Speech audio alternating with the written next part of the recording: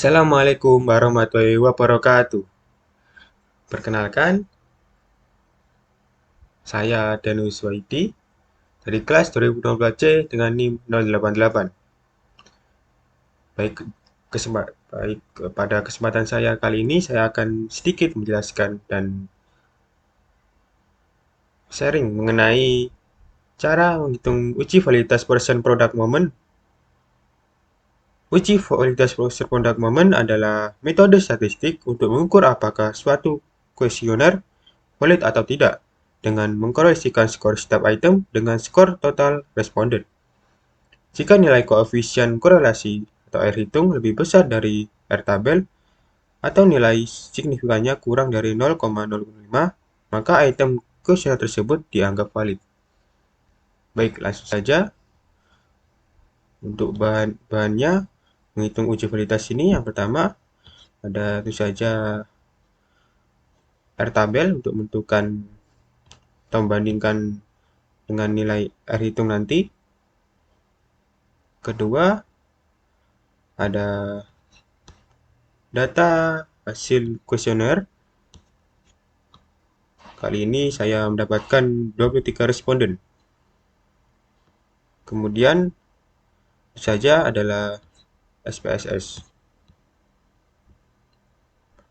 Baik, langsung saja pada langkah awal hasil data kuesioner dari responden kita copy semua. Copy, langsung masuk ke SPSS, klik di nomor pertama dan kita paste.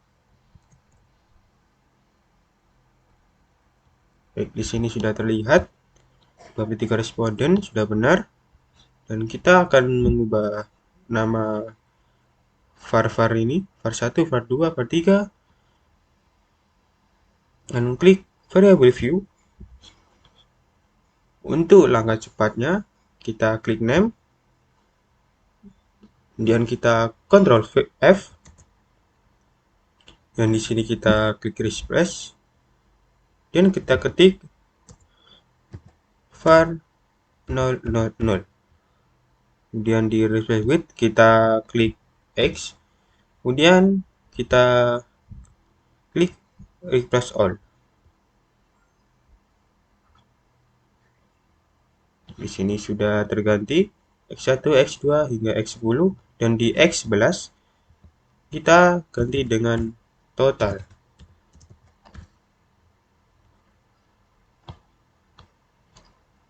Baik, untuk langkah selanjutnya kita pindah ke data view, kemudian kita analyze, kita ke correlate, dan kita ke favorite. Dan di sini kita pilih semua atau Ctrl A, kita pindah ke kanan dan klik OK. Baik, di sini sudah terlihat hasilnya.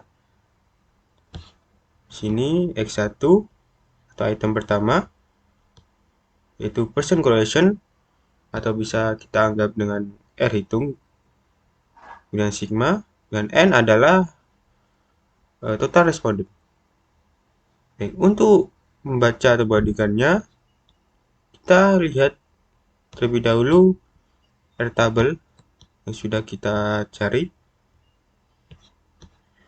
Di sini N-nya tadi adalah 23, maka dan saya menggunakan 5%, maka kita akan gunakan perbandingannya dengan 0,413. Kita kembali ke SPSS.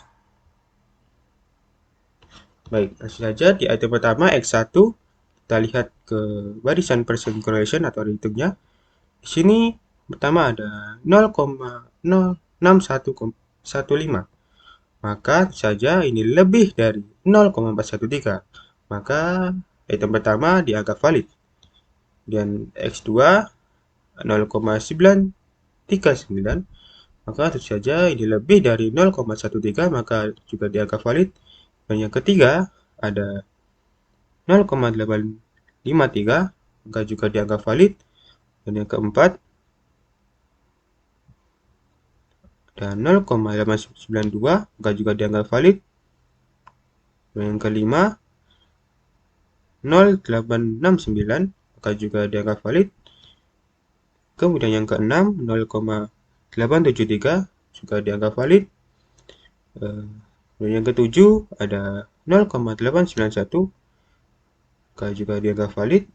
Yang kedelapan 0,931 saja ini lebih dari 0,13 maka dianggap valid. Kemudian yang ke-9 0,944 juga dianggap valid. Kemudian yang ke-9 0,944 juga dianggap valid. Dan yang terakhir X10 recursion atau hitungnya adalah 0,96 saja lebih dari 0,13 maka juga dianggap valid. Maka kesimpulannya dari X1 atau item pertama hingga X10 semua dianggap valid karena hitung atau persen correlation-nya lebih dari 0,413. Seperti itu. Baik, untuk selanjutnya ada uji reliabilitas Cronbach's Alpha.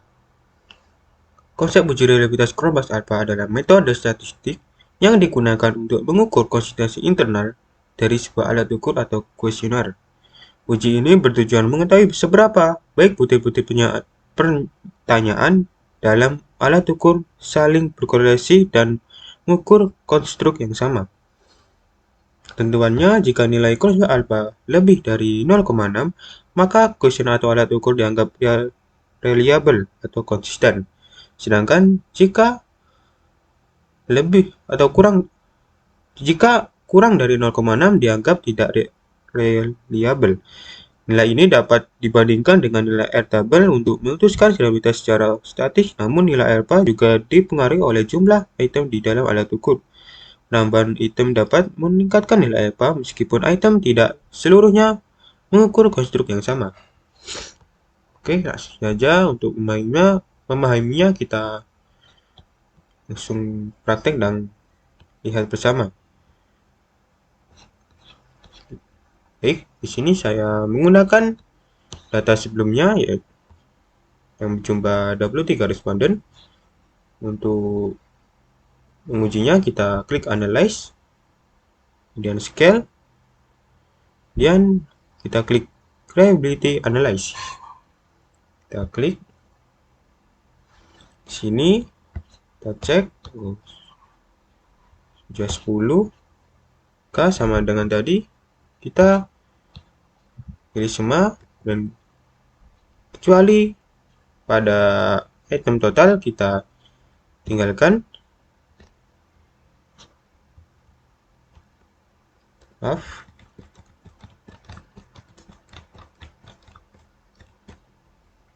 Nah, kita pindah ke kanan. Kita klik statistik. Dan kita checklist sekali if to delete. Kita continue. Pastikan pada model ini adalah alpha. Kemudian kita klik OK.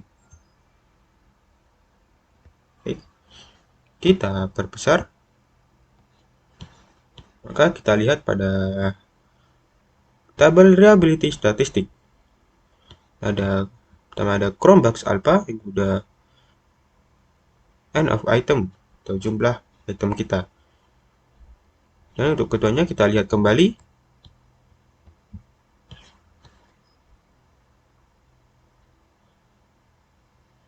Suatu kuesioner dianggap reliable jika Cronbach's alpha lebih dari 0,6. Kita lihat pada tabel di sini. Nilai Cronbach's alpha adalah 0,964. Artinya lebih dari 0,6. Maka pada kuesioner yang saya buat dianggap reliable karena nilai Kormas Alpha lebih dari 0,6.